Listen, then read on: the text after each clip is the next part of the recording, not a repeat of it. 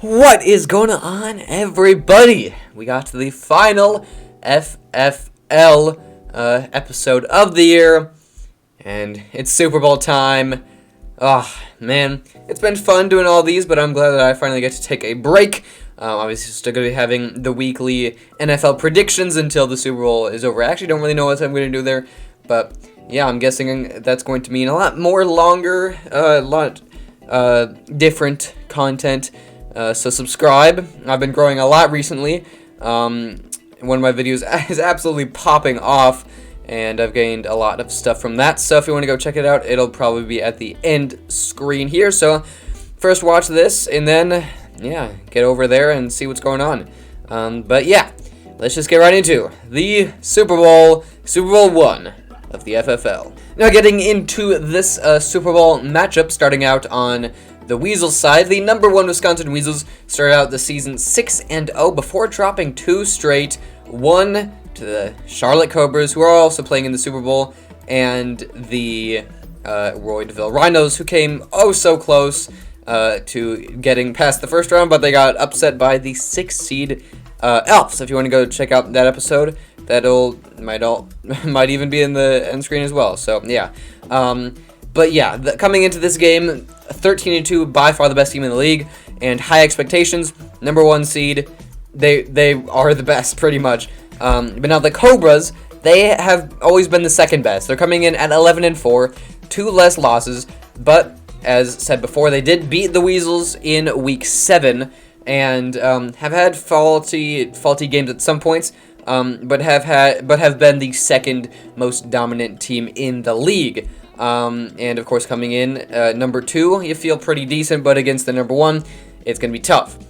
Now looking at this game over time, the Cobras started out to a good lead at the beginning, jumping out on the early Saturday game before the Weasels began getting some points on the board on the late Saturday game, and really got it rolling as they just stayed with the Cobras the entire time.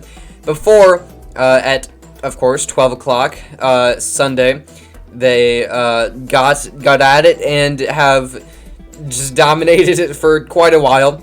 But the Cobras started to come back, and they nearly took the lead, but then the Weasels were like, no, and they ended up going up and finishing out the game strong, really making sure that the Cobras could not come back. And the Cobras just simply didn't do enough, as the Wisconsin Weasels are the Super Bowl champions against the Charlotte Cobras, 195-182.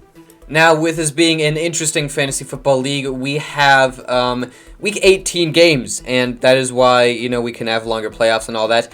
I might honestly change that next year, because this year, all of the playoffs were highly affected by that, and we'll actually get into that later, because there were other games for different placements, and I'll get into that later.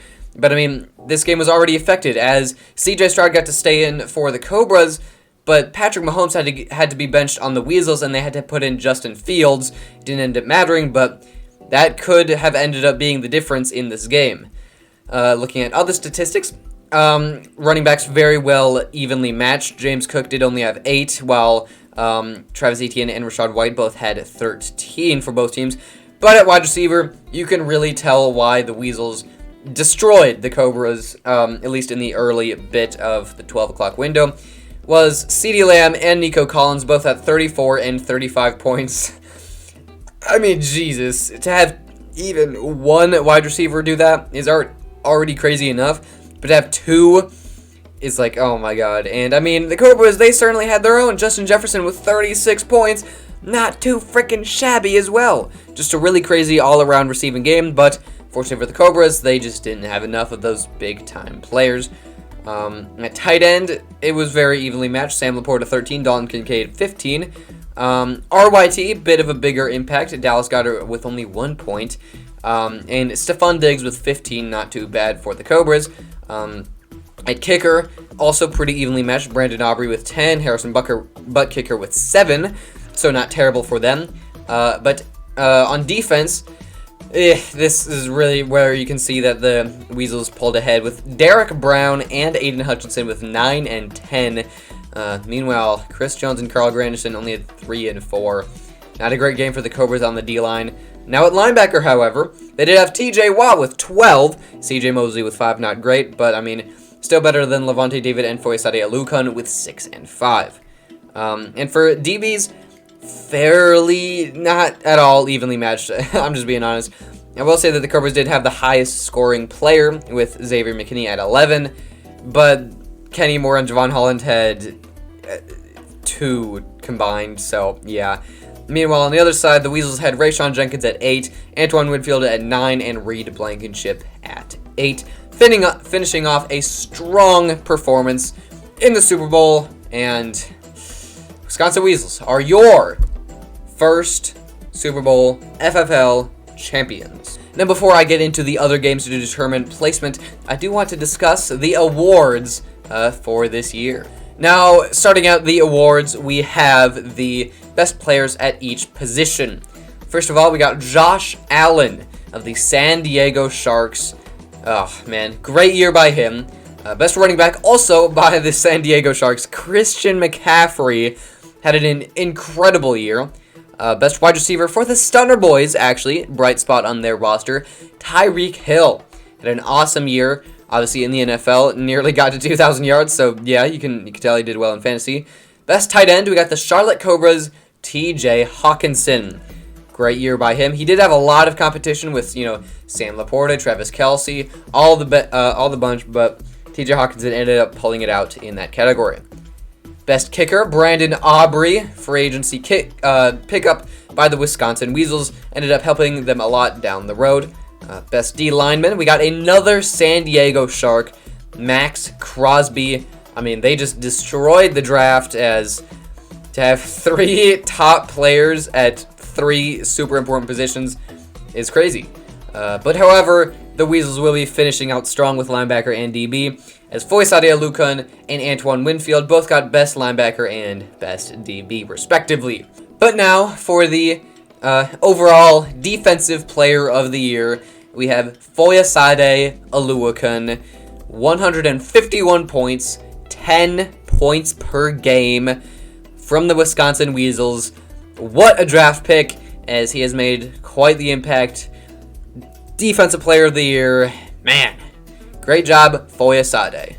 But now for the offensive player of the year, we have Josh Allen of the San Diego Sharks, 329 points, 23 points per game, and he is the 2023 FFL Offensive Player of the Year. And before we get into MVP, we got the Coach of the Year. This award is based off of, drafting, trading, and the overall success of the team, and I think you know where this is going. The Wisconsin Weasels head coach has gotten the 2023 FFL Coach of the Year award, with a strong 13-2 season and many incredible players along the way. But the award that everyone has been waiting for, the MVP of the FFL, and it was unanimous, as Christian McCaffrey of the San Diego Sharks had 355 total points, 25 points per game, and your 2023 FFL MVP is Christian McCaffrey. But now with the awards out of the way, we move on to the rest of the games that do matter for seeding and draft position. So let's just get into it. First of all, we got the 8th/7th place game between the 2 worst teams in the league. And the Stunner Boys, 4-12, ended up winning it in a close one. Started out bad, but Stunner Boys got it back in the end. Cheeseheads only 95 points to the Stunner Boys 113. Yeah, Cheeseheads are going to need some sort of regime change or something, because it's not pretty. But they do have the number 1 overall draft pick, so maybe they could trade it, because, you never know what the rookies are going to be, or the free agents, so yeah. But for the 5th place game, the 2 teams that got eliminated the first round of the playoffs in the wild card, the Roydville Rhinos ended up pulling it out, as that is to be expected. They have been the best team that is not the Weasels or the Cobras, but unfortunately they got eliminated by the Cleveland Elves first round.